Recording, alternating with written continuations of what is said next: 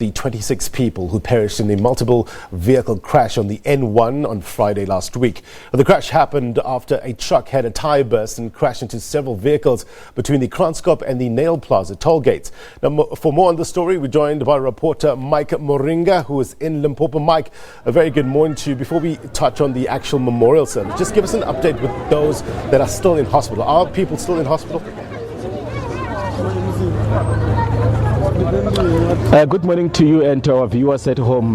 We are coming to you live from Sinwabarwane campus. This is a Capricorn TVET College. I must indicate that we were at the hospital on Saturday and none of the people who survived are still there. 3 were taken to private hospitals, 1 in Pretoria and the other 2 are in a private hospital in Polokwane.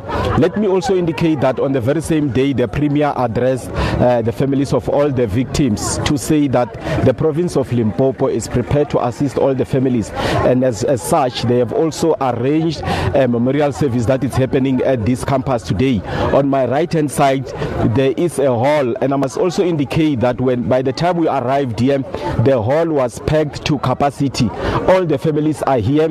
We're still waiting for the dignitaries to come here and talk to the families. It doesn't look like all the people who are coming, families included, and the general public will fit into the hall. It is very small, and from where I'm standing I can't even see a tent that can accommodate them. But to talk more on that, let me bring now the spokesperson for the Department of Transport, Matume Mremi. Mr. Mremi, it's been a very grueling week for the department. How far are the arrangements? We see the memorial service is about to take off. What is likely to happen? Indeed, MEC Makurupeja, on behalf of the Premier of the province, is leading a delegation of government officials to give our last respect to our sisters and brothers who died on the road on the N1 on Friday. We were supposed to, it's a funeral which we could not plan ahead, and logistics are at some stage do fail. As a result, as you mentioned, that the hall is a bit smaller. We have got people from all across the province because some of the deceased people are from Ramaja as well as Vaing, including one from Ephraim. Their families are here. So we decided to put it here because many of the people are coming from Bochum.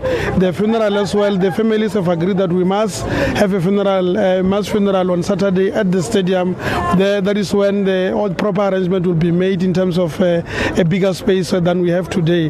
But indeed, they are still at the briefing. MEC Makurupeja and the mayors and the other government officials, including MECs, are here. They will be starting shortly around 11 o'clock with the process. Let us also talk about the assistance that the Premier spoke about over the weekend to say they will be assisting families. How far have you gone in trying to assist all the families of the victims?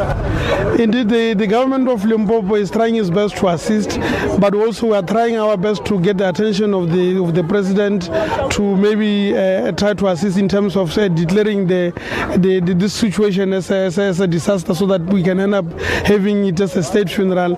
The processes are still underway. It may happen, it may not happen, but at this instant now, Road Accident Fund is playing a pivotal role, and the Department of Transport in trying to assist the family. We have assisted them with transport in making sure that they travel from wherever they are to come here to attend the memorial service. We'll continue to do so even on Saturday. Road Accident Fund, as you know, they are assisting with a burial arrangement, including the casket and then the tent. What we will see on Saturday in the main will be the work of Road Accident thus far. And before I let you go, let's talk about counselling, because when we were at the hospital on Saturday, we have seen family members crying uncontrollably. So how far have you gone together with the Department of Health in trying to see to it that the families are receiving proper counselling? Indeed, our government is at work from day one on the day of the accident.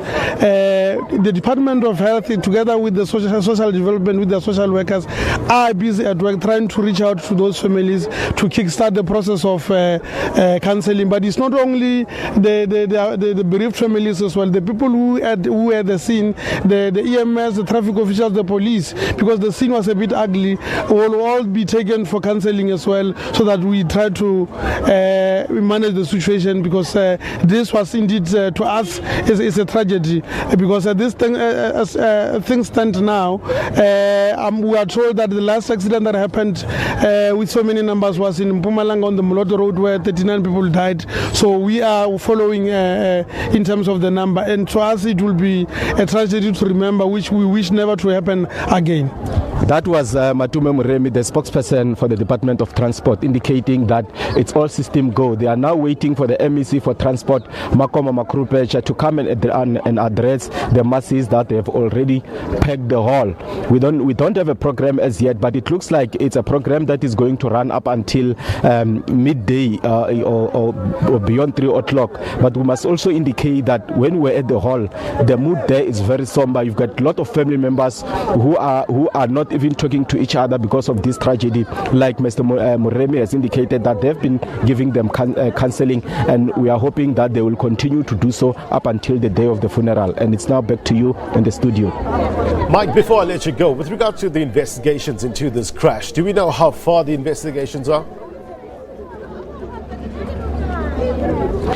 You will remember that preliminary investigations indicated that the truck that was involved had a tire burst, and during the course of the week we were told that trucks from that particular company have been grounded as part of the investigations. So since then we have not got any news as to how far the process is, but it's something that we are following up, and we'll surely get something before the day of the funeral, which is on Saturday. And by the way, they are planning a mass funeral where over 20 of them will be buried here. Since the spokesperson has indicated that not all the people are from here, it's just that majority are from here. So I think before the burial, the families will be in a position to know as to what exactly transpired on that tragic day.